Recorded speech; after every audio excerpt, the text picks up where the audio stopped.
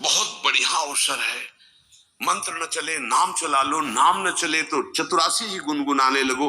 बिल्कुल अवसर मत दो, जैसे दुश्मन नीचे गिर पड़ा है, आप ऊपर चढ़े हो, अब उसको ऊपर आने का अवसर मत दो।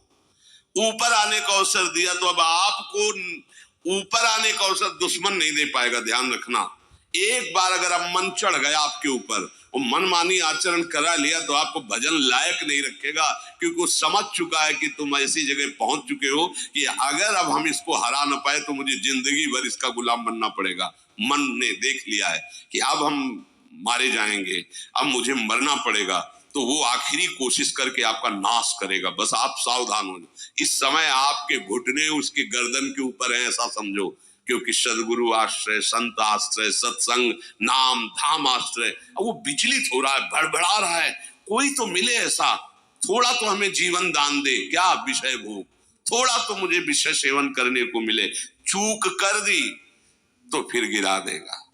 परमहंस श्री ओंकारानंद सरस्वती जी ने जब बिल्कुल नई अवस्था सामने उनके गए तो उनका, अच्छा बच्चा, बड़े भाग्यशाली हो, वैराग्य मार्ग में आए हो, पर ध्यान रखना, एक सांप को जब बंदर पकड़ता है तो बोले ऐसे ऐसे जड़ में रगड़ता, फिर देखता, सू तो नहीं बोला, फिर रगड़ता है, और वो मरने पर भी रगड़ता ही रहता है कि कहीं इसमें जान न।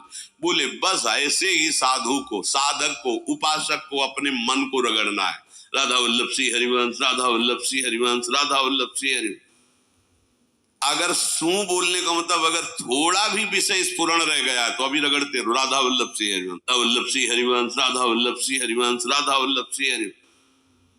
अगर सू बोलने का मतलब अगर थोड़ा भी विषय स्फुरण रह गया तो अभी रगड़ते रहो, राधा वल्लभ श्री हरिवंश।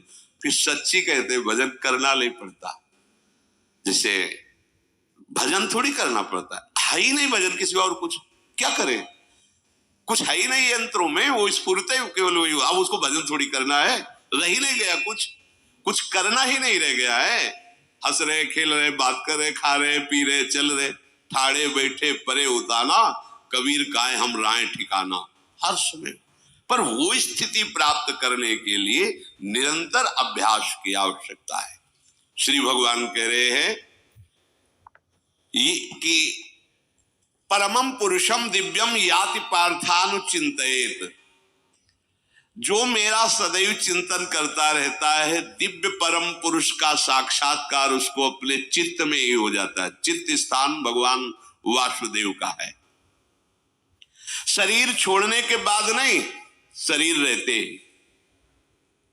ऐसी आनंद की वृत्ति उदय होती है। अब उनके लिए शब्द ही नहीं तो क्या वर्णन करें, ऐसी आनंद की उसी आनंद में वो आनंद समुद्र प्रभु प्रकाशित होने लगते हैं। पर उस आनंद में जहां आपका थोड़ा प्रवेश होता है, आप उलझ करके विषय की तरफ चले जाते हैं। ध्यान देना हमारी इस बात को, अनुभवगम्य बात कहते हैं। जब आपको भजन का थोड़ा आनंद मिलेगा तो आप थोड़ा निश्चिंत जैसे होते हैं, उसी समय मन आपको विषयों में फंसा देगा। जब आपको भजन का अभ्यास बढ़ने लगे, आनंद मिलने लगे, तो आपको उदासीनता बढ़ानी है।